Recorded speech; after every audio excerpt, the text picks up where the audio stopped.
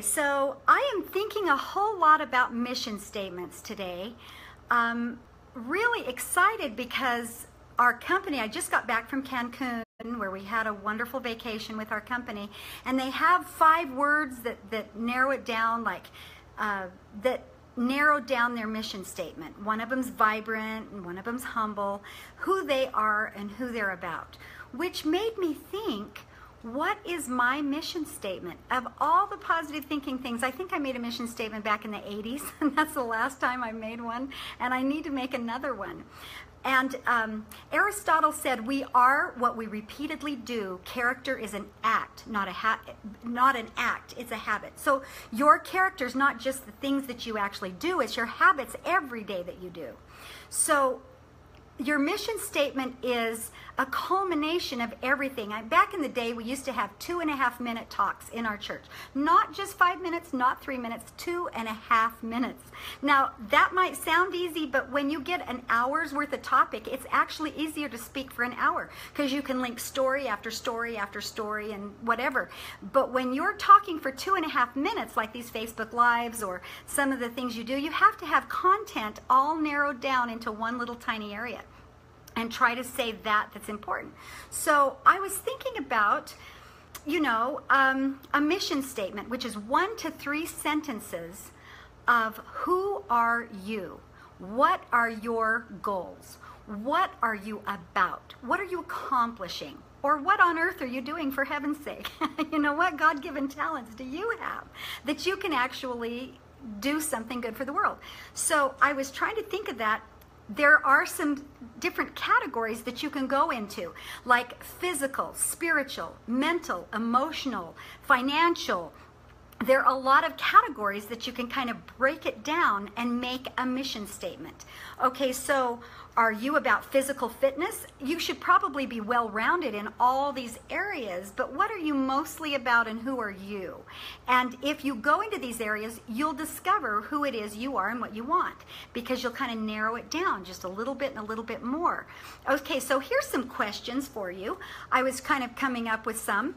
In physical, do you like to work out? Do you have a goal of a sport that you do? If you get out a piece of paper and pencil and you start jotting some of these things down, hopefully maybe you already have a mission statement, but if you have a journal, if you don't have a mission statement, you can kind of refine this a little more. Okay, so physical activity. Do you do a sport? Do you stretch every night?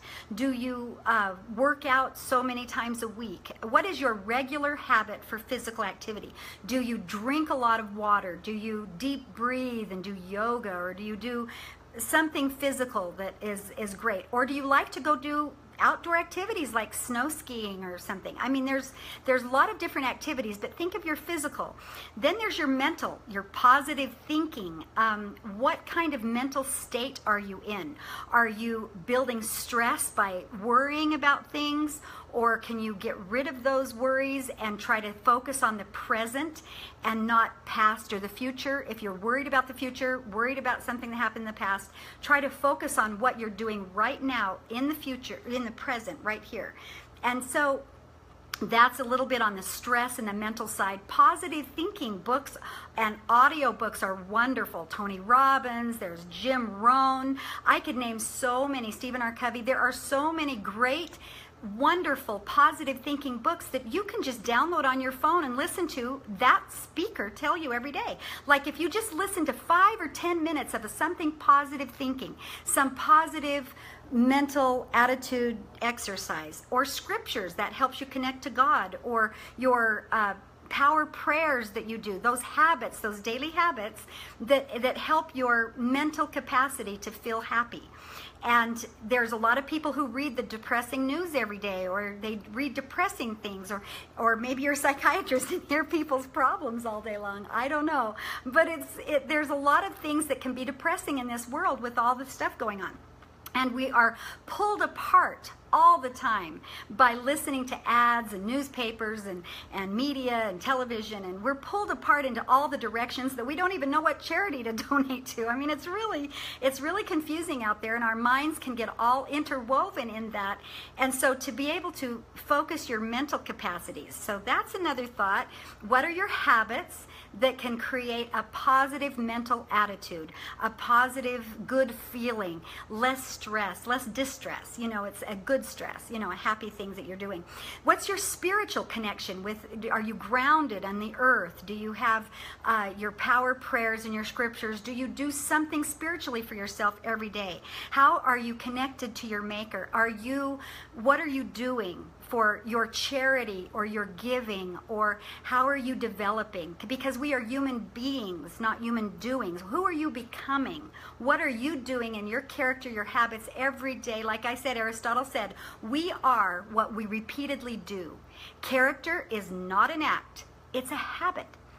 So what habits are you developing in that spirituality that you're becoming this amazing human being that we already are? Our spirits are amazing. We just have to keep doing things every day to become even greater. And emotional, how do we validate our emotions when we do have an emotional feeling? We have emotions all the time that are, you know, I mean, we can be very upset about the sad things that are happening around the world. We can be upset about things that somebody said to us, or that's a choice, by the way. You don't have to be upset by something that somebody said, but it does affect you, and sometimes you feel that, and you have to figure out a way to emotionally validate that feeling, take care of it, and get through it, and move on and move past. And instead of reacting to something somebody did, be who you are and know who you are and have your character, be solid to who you are, so that you don't have to react in another situation. You can just be who you are, and you're always kind, you're always good, you're always nice. Okay, so emotionally validating. Okay, so the other thing is financial. What are you doing for your financial health? Is it something that you love to do financially, that you can help increase another person to grow and develop financially? When you go to work, do you try to do your very, very best and the greatest and think and expand outside the box so that you can grow and progress in that area? These mission statements that we create need to be 1 to 3 sentences. So they can be long sentences, but you need to be able to grow it out so that you have, what are you doing in the world? What are you doing in your household?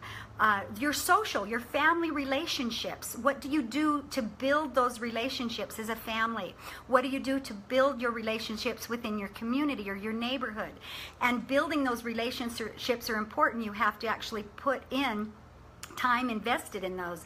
Are you doing things for your neighbors? Are you kind? Are you caring? Are you loving on them? And do you love on your family? And do you do this consistently as a habit, so that it's not just a one-time act? Boom, I paid the Red Cross some money, great, I'm all done with charity. No, it's a pact of life. It's something that we have to live all the time.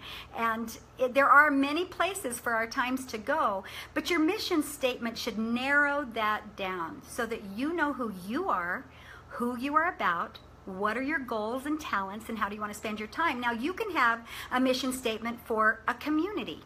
You can have a mission statement for your family. You could have a mission statement personally for you, or as a husband and wife. So there's a lot of different mission statements where you can define it a little closer to that. What is that system about? Or your group or an organization that you belong to can have mission statements. So you can have several mission statements in your life that are all interconnected. And it helps define who you are. And I think we're all just trying to be the best person that we can possibly be, and the happiest person that we can possibly be, and have the greatest life that we can possibly have, and make our mark on this world. And I know every single person that I know is an amazing human being with talents, God-given gifts and talents, and amazing abilities. Even if you have problems that you have to go through, there is something in this world that you need to do. And to be able to find that out helps you to introspectively think, what physically, spiritually, financially, emotionally, socially, what am I doing in all of those areas? What habits have I created? How am I making my gifts in this world a benefit to society? And I hope every single one of that we have such a wonderful world that we live in, and that we are around all these amazing human beings. So I'm excited to see what you have to come up with, and I know that what I'm doing the rest of the day, I'm working on my mission statement.